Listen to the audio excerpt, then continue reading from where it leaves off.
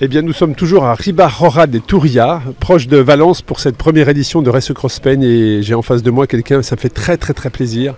J'ai Guillaume Klein, juste à côté de moi. J'ai juste envie de lui poser une question. Est-ce que ça fait du bien, Guillaume? Ça fait un bien fou. C'est un symbole pour moi. Justement, c'est pour ça que je voulais que tu sois là. Raconte-nous ce qui t'est arrivé.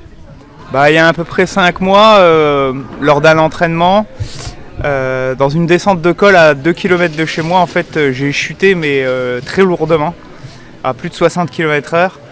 Et en fait, j'ai eu fracture de l'odontoïde, fracture des cervicales, poignet, des multiples contusions. Et j'aurais pu être ou paralysé ou ne pas être là du tout. Et donc 5 mois après, j'ai bataillé pour pouvoir être là. Et c'est vraiment un symbole parce que la boucle est bouclée. Voilà, c'est comme ça que je le ressens. Alors je sais que tu devais à la base être là parce que quand on a ouvert les inscriptions, tu t'es inscrit sur le 1000 km. Oui, exactement. Donc le Race Across Spain, première édition, était pour toi un rendez-vous, puis ça s'est transformé en nouveau départ. Mais ma question c'est comment tu as chuté? C'est quoi? C'est une crevaison? C'est un animal? C'est des graviers? Qu'est-ce que tu te souviens de la chute? Je descendais et j'ai dû taper ou une pierre ou un nid de poule. Et ma roue arrière a crevé. Et j'ai essayé de rattraper le vélo. Et en fait, il y a des grilles en métal qui retiennent les pierres en montagne. Ouais.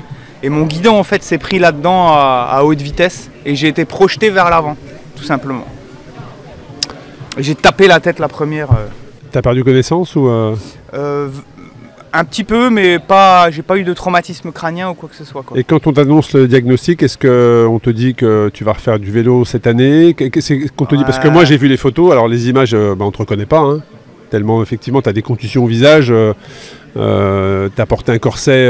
2 mois de corset, ouais. Voilà, donc la partie n'était pas gagnée. Qu'est-ce que tu t'es dit à ce moment-là? Le vélo, j'arrête, c'est fini, c'est terminé? Ou justement tu n'avais que ça en tête pour faire ta rééducation? Accepter la souffrance des kinés parfois pour que les ligaments, les membres, les articulations retrouvent leur place et retrouvent leur souplesse?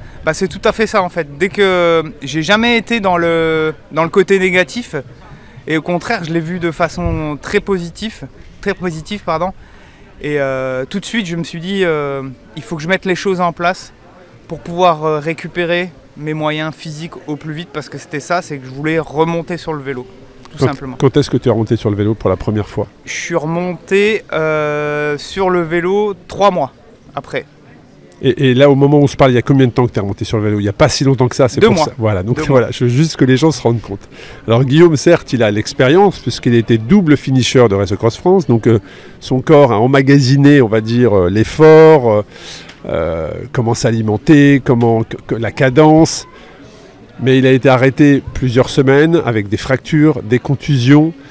Et il y a quelques semaines de ça, il remonte sur un vélo. Et là, il a fait quand même un peu plus de 300 km avec un peu plus de 8000 de dénivelé, je crois. Il y a 5000. 5000, voilà, c'est le 500, pardon. 5000 de dénivelé, mais des pourcentages. Voilà. Et comme quoi, tout est possible. Tout est possible et...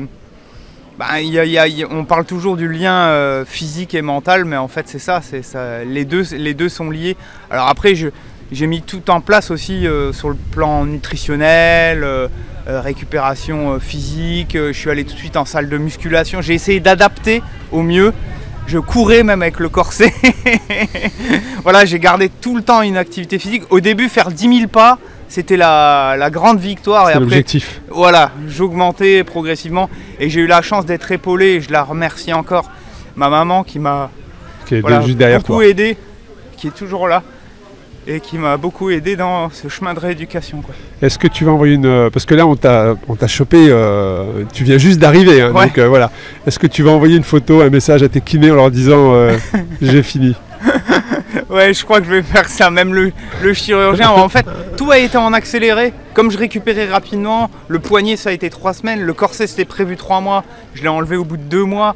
Donc tout a été réellement en accéléré. Et j'ai la chance aussi je suis coach et j'ai un groupe de coachés et je voulais aussi montrer l'exemple par rapport à ça. Donc ça m'a beaucoup aidé et tout le soutien de la communauté d'ultracyclistes. Ça a été un moteur? Ça a été un moteur, ouais. Alors parle-nous de cette épreuve, comment tu as vécu ce 300 km, comment le parcours, l'organisation, la première en Espagne, toi qui connaissais Race Across France pour y avoir participé, en tout cas être 2 fois finisher. Parle-nous de ton expérience. Déjà, je voudrais te remercier Arnaud parce que tu as été quand même souvent à m'envoyer des messages, des petits messages, etc. Donc ça m'a beaucoup touché et c'est pour ça que ça me tenait à cœur d'être là. Et par rapport aux 300 km, la spécificité c'était quand même qu'on partait de nuit. 23h59, et ça j'avais peur quoi. Ça j'avais peur. Les premiers tours de roue en nuit, là, j'avais pas reroulé de nuit. Voilà, dans les descentes et tout, je faisais quand même relativement attention. J'ai été prudent tout le long. Voilà. Et surtout qu'il y avait des passages avec un peu de pierre, des forts pourcentages. La nuit, il fallait faire vraiment attention. Mais c'est un parcours qui est magnifique, très dur. Oui. Franchement, j'ai déjà fait des 300, mais je l'ai trouvé bien plus dur, par exemple, que le premier 300 que j'ai fait, qui partait de Mandelieu jusqu'au Ventoux. Oui, je l'ai trouvé bien plus dur, tu vois. Donc, en tout cas, c'est les retours qu'on a, c'est que le parcours effectivement est superbe. Et quel est le lien avec parce qu'il y a ton papa qui est au départ. Oui. Alors c'était quoi? C'était une sorte de dire écoute mon fils, si toi tu fais le 300, je vais le faire aussi. En fait, il était inscrit aussi sur le 1000. D'accord. Et donc après on s'est dit on fait tous les deux le 300, etc. Donc, bon, je trouve ça génial. Ouais. C'est quoi l'année pour toi, elle s'annonce comment sur l'ultra? Je sais pas, je voulais avoir des réponses encore à mes questions là, donc je les ai eues et c'est un peu frais maintenant encore. Je vais laisser un petit peu infuser ça. Faut redescendre. Et on me reverra certainement cette année sur une des Race Cross Series, je sais pas. Il y a la Suisse qui m'attire, donc on verra bien. Je connais pas la Suisse. Donc bon, magnifique également, différent mais magnifique. Voilà. Et alors c'est très particulier parce que juste il y a quelques minutes, j'avais à ta place la grande gagnante du 300 km, qui pour la première fois dans l'histoire des Race Cross Series, c'est une femme qui gagnait 300 km et qui, figure-toi, est aussi convalescente. Puisqu'il y a 2 ans et demi, tu écouteras l'épisode, mais elle a chuté entre elle s'est broyée la cheville, ce qui fait qu'elle a la cheville presque immobilisée, donc elle ne peut plus courir. Et donc elle s'est mise au vélo.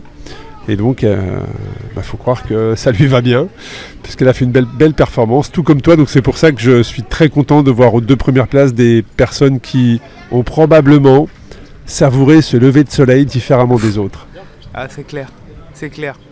J'attendais ça avec impatience que ça se lève. Et puis en plus, j'étais dans des paysages mais somptueux. Donc vraiment un grand merci à toi et toute ton équipe. Merci à toi Guillaume. Tout le meilleur et puis à très bientôt. À très bientôt Arnaud. Et puis je vous donne rendez-vous pour un prochain épisode, que ça soit sur Espagne ou alors sur Belgique dans 15 jours, sur le podcast Ultra Cycling Podcast. Merci.